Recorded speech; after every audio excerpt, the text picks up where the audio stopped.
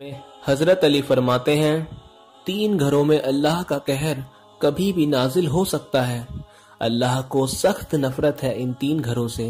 Number 1، جس گھر میں عورت کی آواز مرد کی آواز سے اوپر ہو جائے یعنی تیز ہو جائے، اس گھر کو 70,000 فرشتے سارا دن کوستے رہتے ہیں۔ نمبر 2، جس گھر میں کسی کے حق کا مارا ہوا پیسہ جمع ہوا ہو اور اسی مارے ہوئے حق کے پیسوں سے اس گھر کی روشنی و تکبر ہوتی ہو۔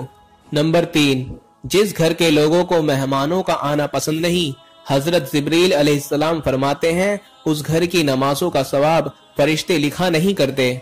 دوستو، رات کے وقت جب کتے کے بھونکنے کی آواز سنائی دے تو اللہ کی پناہ مانگو، کیونکہ وہ ایسی مخلوق دیکھتے ہیں جو ہم نہیں دیکھ سکتے ہیں۔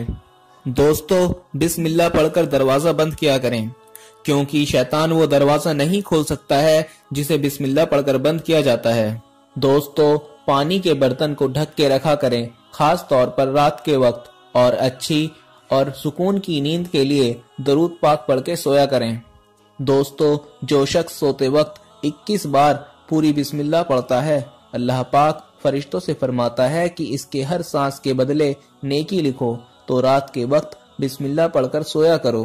دوستو، ایک حدیث میں ہے کہ جب تم اپنے بستر پر جاؤ تو سورہ فاتحہ اور سورہ اخلاص کو پڑھ لیا کرو، تو موت کے علاوہ ہر چیز سے بے خوف ہو جاؤ گے۔ دوستو، حضرت علی رضی اللہ تعالیٰ عنہ نے فرمایا ہمیشہ سمجھوتا کرنا سیکھو، کیونکہ تھوڑا سا جھک جانا کسی رشتے کو ہمیشہ کے لیے ٹوٹ جانے سے بہتر ہے۔ اس پر آپ صلی اللہ علیہ وسلم نے فرمایا اگر جھک جانے سے تمہاری عزت گھٹ جائے تو قیامت کے دن مجھ سے لے لینا۔ سبحان اللہ۔